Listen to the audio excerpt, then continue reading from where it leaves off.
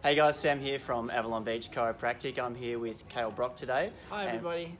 And we're talking about gut health.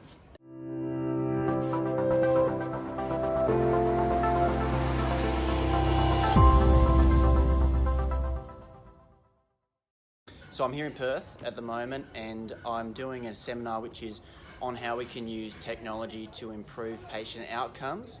There's a guest speaker, yes, and it turns out to be one of our practice members. So yeah, we're actually talking about a lot of different stuff. Look, I thought I'd speak with Kale because Kale's one of our wellness gurus in the area, and gut health is a big topic at the moment. And for those of you that don't know Kale, he's just done a tour around Australia. How many shows did we sell out? We sold out 19 shows. No, sorry, 18 sold out shows. Yes. 18 shows. So it's called The Gut Movie. Yes. Most of you have probably seen it. And what I thought was really good was Kale broke down really simply what gut health is all about. So can you just give us, like, in a nutshell, Kale, what is gut health? Well, that's the thing. When we start to talk about gut health and try and put it in a nutshell, it's very difficult to do because as a journalist on this topic, I found that the more I actually learned, the more I realised how little I knew and how little we knew in general in the scientific community as well. I asked Professor Thomas Barodi, who's someone who talked about poo transplants and has really pioneered that. And I said, how much do we know on this topic? And he said, less than 1%. It's happening so fast. We're uncovering various things. And in the film, we tried to sort of look at that phenomenon and say, look, we know so much about gut health. We know that gut bacteria have a major influence on our metabolic system, our neurological system, and our immune system. But we also don't know what the optimal microbiome signature looks like.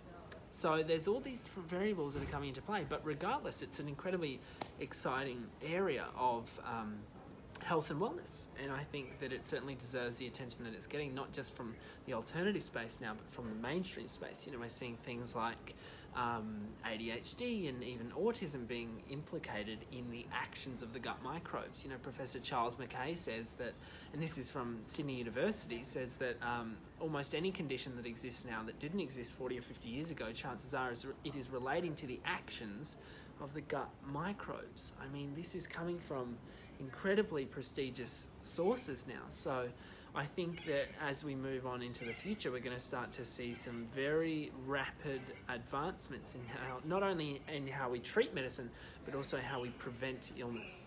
So it sounds like it was pretty hard to just put it in a nutshell there, Carl. It is very hard because I just went way beyond a nutshell, didn't I? That's right. Well, I mean, from a chiropractic perspective, one thing that I definitely have noticed with people who don't have great gut health, they tend to be more inflamed. Yeah. They tend to have bigger reactions with their bodies. So, well, this is really interesting. I'd love for you, I know we're meant to be being nutshell here, but I'd love for you to talk about the digestive system and its impact on core function and then subsequently the nervous system. Okay. that was a mouthful. So definitely, I tend to find people who have that poor gut health or a very inflammatory lifestyle. It does tend to be those types that flare up regularly with their backs. Most of them are bloated all the time. They're uncomfortable all the time, and as a result, they don't have particularly active core, which works a little bit like a belt for your spine. So it's definitely something which, like we've talked about, it's a fairly diverse area. But for a patient perspective or for someone who's watching this video, what I would like to sort of start people off with is maybe how can they improve their health, or what easy ways can they start to get a better microbiome.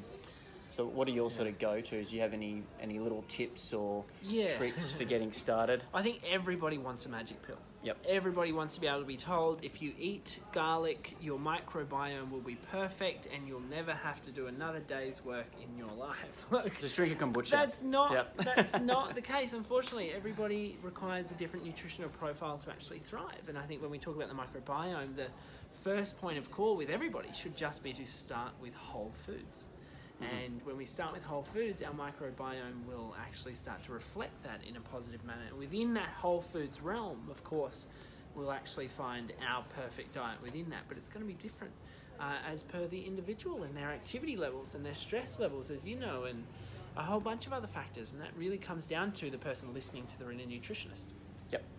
So it's one of those funny things because it's I guess we can never really put it in a nutshell, can we? No. This topic, but what I'd encourage people to do is see your film. Oh, thank you. Is it still going in Sydney? Is there any more screenings? So we've got another one in Randwick coming up, and then I'm actually taking the foot off the gas, and the screenings are actually going to be taken over by an independent screening body, if you will. So that's there. I know you can't tell us at the moment. I take it. Right. We've got about 20 different screenings coming up, additionally to the tour that I've done. So I'm actually off to Europe to start filming some other stuff, and maybe just fixing up my own neurotic situation. No, I'm just going. Sounds complicated. I'm going on a holiday. So where can people find more information about the film? If you go to thegutmovie.com or you go to kalebrock.com, you'll be able to find a lot of stuff. Awesome. Yeah. Kale, thanks for coming, mate. Thanks for having me on, Sam. Cheers. We'll see you next time.